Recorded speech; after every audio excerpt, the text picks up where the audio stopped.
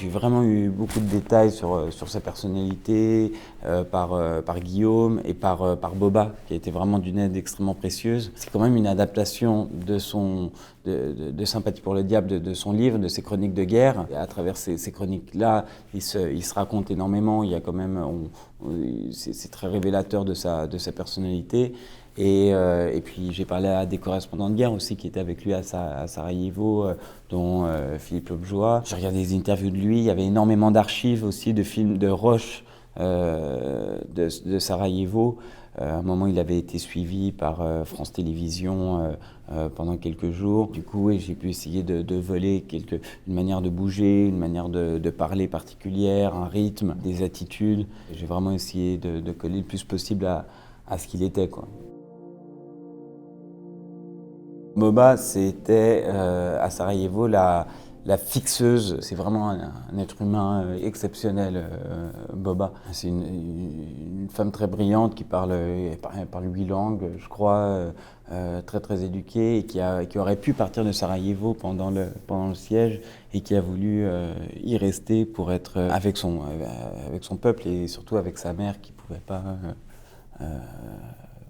partir du siège. Elle a été vraiment d'une très grande aide pendant le tournage. Et puis ça a été, je ne vais pas révéler le film, mais ils ont vécu une histoire très très forte aussi avec Paul Marchand. Boba m'a raconté une histoire complètement dingue, c'est que après la guerre,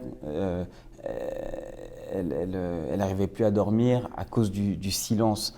À cause du silence, tellement elle était habituée à ce bruit-là. Et du coup, elle volait avec les bombardiers de l'ONU, les gros avions de l'ONU qui faisaient un boucan d'enfer, et c'était seulement ce bruit-là qui pouvait la rassurer quelque part.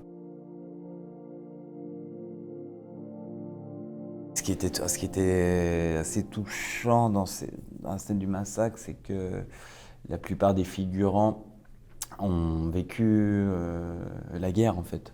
Quand tu vas à Sarajevo, toutes les personnes qui ont plus de 35 ans ont connu cette guerre et il y avait des unijambistes par exemple, des gens qui ont perdu leurs jambes à Sarajevo et qui se retrouvaient à rejouer exactement la scène qu'ils avaient vécue. Il y en a qui m'ont dit que ça leur a fait presque du bien quoi, de leur jouer avec cette distance-là. Mais ouais, c'était particulier, c'était chargé quoi, c'était très très chargé. Ouais. C'est une Ford Sierra.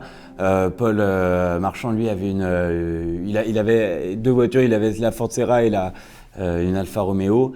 Et c'est vraiment une voiture un peu pourrie, mais avec laquelle vraiment il fonçait à toute vitesse sur Sniper Alley. La vitesse était assez importante pour pas se faire, pour pas être dans le viseur justement des snipers.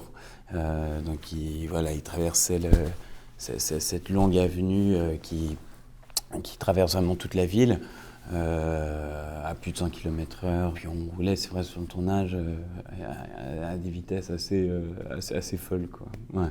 L'aiguille était pétée en fait l'aiguille de la vitesse, mais on roulait très très vite et Guillaume, le réalisateur, voulait vraiment qu'il y ait cet effet réel. Et du coup, je me suis entraîné sur des circuits, faire des dérapages et c'est vrai que c'était quand même assez dingue, quoi. On a quand même pris des risques sur le tournage. Ouais. En plus, il y avait la neige. On a tourné en plein hiver à Sarajevo, mais c'était marrant à faire, quoi. Beaucoup trop. J'ai dû me racheter des poumons après. Non, j'ai dû me mettre au vert après parce que je fumais 10 cigares par jour. Et c'était pas des Cohiba ni des Roméo et Juliette. Le budget du film ne le permettait pas, donc c'était des cigares de pas très bonne qualité. J'en fumais 10 par jour, donc j'ai fumé 300 cigares dans le mois et demi, quoi. Je prenais des médicaments parce que ça me créait des lésions dans la bouche. Ce tournage était extrêmement mauvais pour ma santé, c'est ça.